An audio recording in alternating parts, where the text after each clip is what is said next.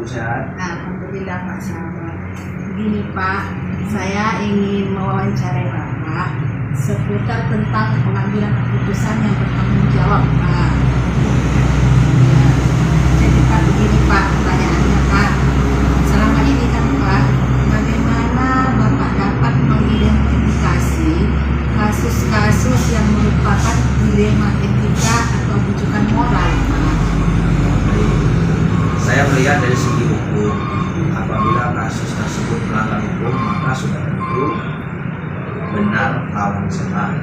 Namun, jika masih bisa dikatakan benar lawan benar, maka dilema etika dengan cara menganalisis apakah keputusan yang akan diambil antara benar lawan salah, rujukan moral, ataukah benar lawan benar atau dilema. Kalau dilema etika lebih menekankan pengambilan keputusan yang tepat dan bijaksana, karena tidak ada keputusan yang salah di dalamnya, sedangkan rujukan moral antara benar dan salah. Oh iya Pak, baik. Kemudian Pak, selama ini bagaimana Bapak menjalankan pengambilan keputusan di sekolah Bapak, terutama untuk kasus-kasus di mana ada dua kepentingan yang sama-sama benar atau sama-sama mengandung nilai kebajikan? Baik, sebelum keputusan diambil, terlebih dahulu dikumpulkan fakta, siapa yang terlibat, menganalisis benar salahnya, membuat alternatif solusi, dan membuat keputusan, kemudian merefleksikannya serta kesemuanya harus dibawa dalam bentuk. Diawali dengan penelusuran masalah, kemudian mengidentifikasi masalah hingga terbentuklah kesimpulan, dan dari kesimpulan inilah sebagai dasar dalam pengambilan keputusan. Utamakan yang menjadi prioritas dengan keputusan berpihak pada mobil tetapi tetap memegang teguh kebijaksanaan. Iya, oke Pak. Kemudian Pak, langkah-langkah atau prosedur seperti apa yang biasa Bapak lakukan selama ini?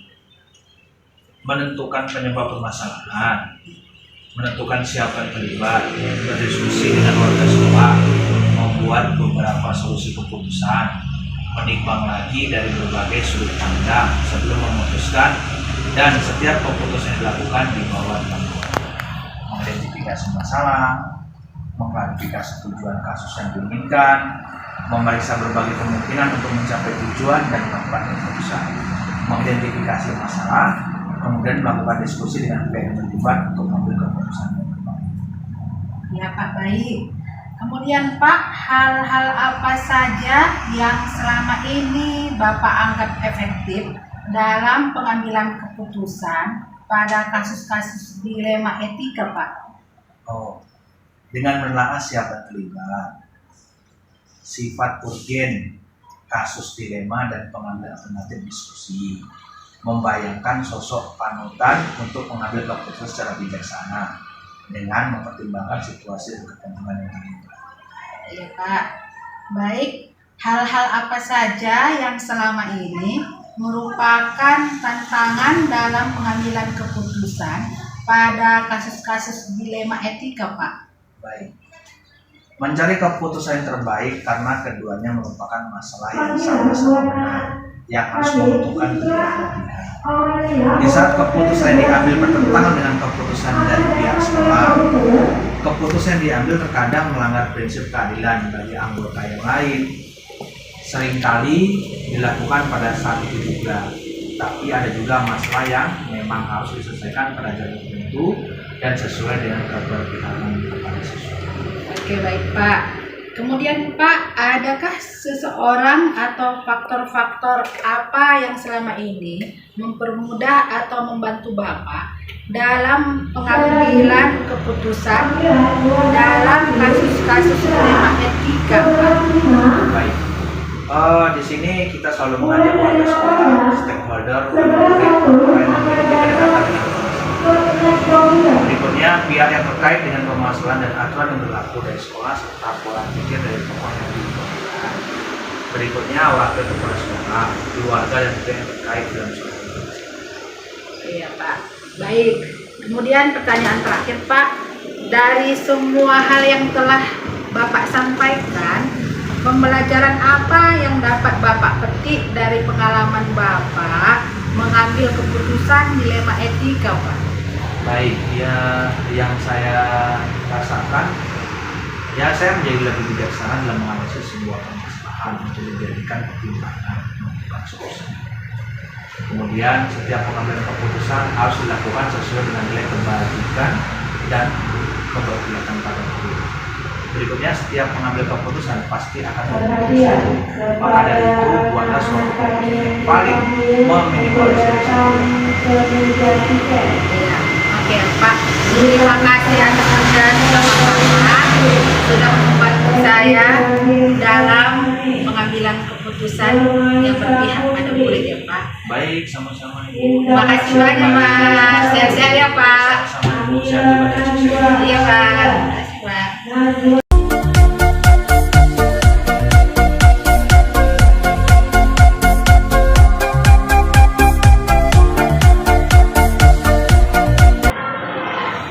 Assalamualaikum warahmatullahi wabarakatuh.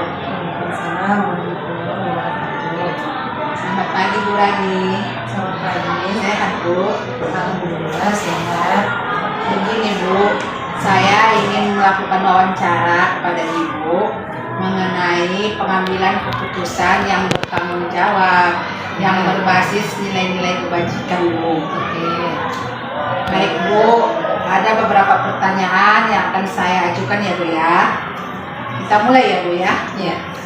Begini Bu, selama ini bagaimana Ibu dapat mengidentifikasi kasus-kasus yang merupakan dilema etika atau rujukan moral Bu? Menjadi pemimpin pasti akan dihadapkan dengan berbagai permasalahan yang sulit diputuskan. Namun kita harus dapat mengambil keputusan dengan cepat dan tepat. Meskipun begitu, kita tidak bisa langsung memutuskan sesuatu tanpa mengidentifikasi masalah tersebut dan kita harus mendengar dari berbagai masukan yang ada. Iya ya. Kemudian Bu, selama ini bagaimana Ibu menjalankan pengambilan keputusan di sekolah, terutama untuk kasus-kasus di mana ada dua kepentingan yang sama-sama benar atau sama-sama mengandung nilai kebajikan Bu? Ya, sebagai kepala sekolah biasanya yang harus saya lakukan yaitu melihat situasi dari berbagai sisi. Biasanya saya meminta masukan kepada guru-guru TK. Setelah itu saya mendengar berbagai masukan, baru saya akan mengambil hal yang terbaik untuk suatu keputusan.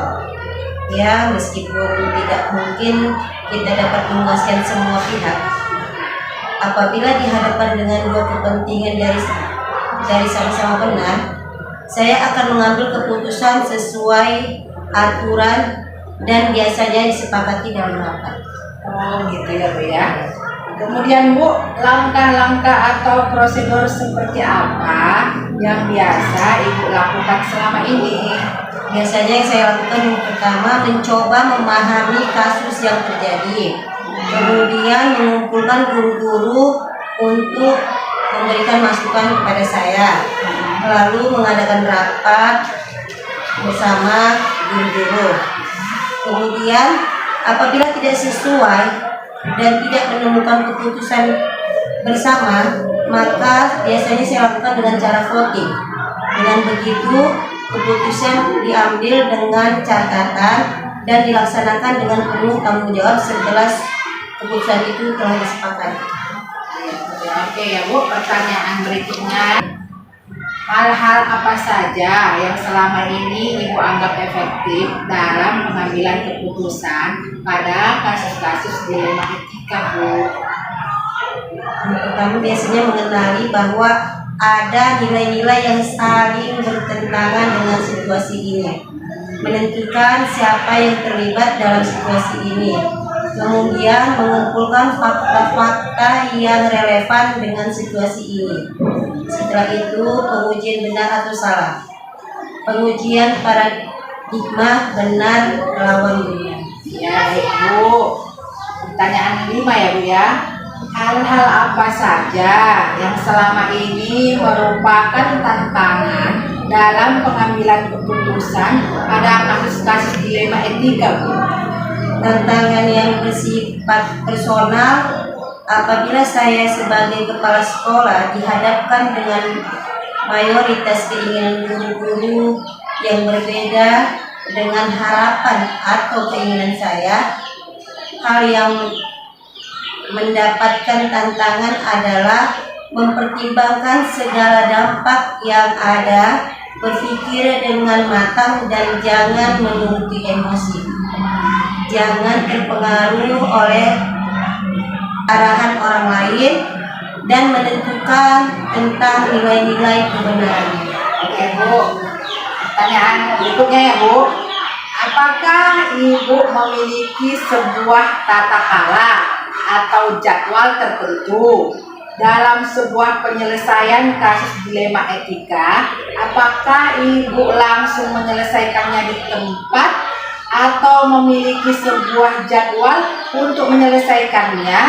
Bentuk atau prosedurnya seperti apa yang Ibu jalankan? Biasanya saya tidak mempunyai jadwal tertentu ya. Pokoknya buat saya segala hal harus tuntas dan kalau bisa diselesaikan pada saat itu juga.